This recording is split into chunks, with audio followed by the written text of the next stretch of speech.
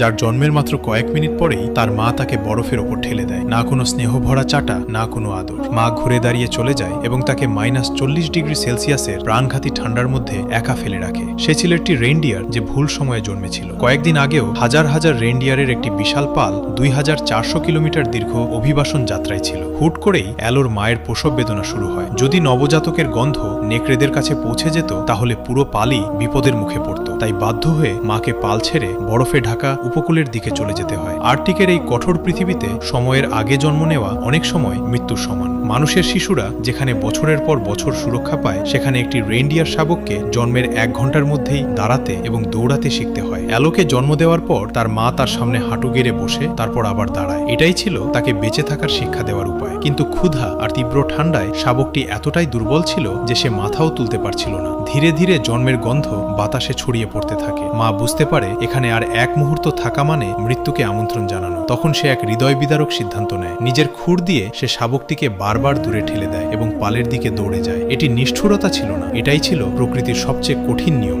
বেঁচে থাকাই জীবনকে এগিয়ে নেওয়ার একমাত্র পথ। এখন ছোট্ট শাবকটি মৃত্যুর মাঝখানে সম্পূর্ণ একা, কিন্তু তার দুর্বল কান্না অন্য কারো দৃষ্টি আকর্ষণ করে। আকাশে চক্কর দিচ্ছিল এক বিশাল সোনালী ঈগল। সে শাবকটিকে সহজ শিকার বলে মনে করেছিল। ডানা মেলে দ্রুত নিচে ঝাঁপিয়ে পড়ে সে। ঠিক তখনই তুষার ঝড় ভেদ করে একটি বজ্রের মতো ছায়া সেখানে এসে পৌঁছায়। সে ছিল অ্যালোর মা। শেষ মুহূর্তে সে ফিরে এসেছিল। ঈগলটি আক্রমণ করার আগেই মা নিজের সন্তানকে শরীর দিয়ে ঢেকে ফেলে। এবার সে তাকে আর দূরে ঠেলে দেয় না। তার উষ্ণ জীব সাপকে শরীরে জমে থাকা বরফ পরিষ্কার করতে থাকে। প্রতিটি স্পর্শে ছিল অনুশোচনা, ভালোবাসা এবং সন্তানকে আবার ফিরে পাওয়ার স্বস্তি। কিছুক্ষণের মধ্যেই শাবকটি জীবনের প্রথম দুধ পান করে। সেই উষ্ণতা তার শরীরে নতুন শক্তি জাগিয়ে তোলে। সেই রাতটি তারা একসাথে বরফের মাটিতে কাটায়। কিন্তু আসল চ্যালেঞ্জ তখনও বাকি ছিল। তাদের নিজেদের পালের কাছে ফিরতে 300 কিলোমিটার পথ অতিক্রম করতে হবে। এটি ছিল সময়ের বিরুদ্ধে এক কঠিন দৌড়। ছোট্ট অ্যালো বারবার পড়ে যায়, ক্লান্ত হয়ে পড়ে, কিন্তু তার মা প্রতিবার তাকে উঠে দাঁড়াতে এবং এগিয়ে যেতে উৎসাহ দেয়। পথে তারা এক প্রচণ্ড স্রোতের বরফ শীতল নদীর মুখোমুখি হয়। মায়ের জন্য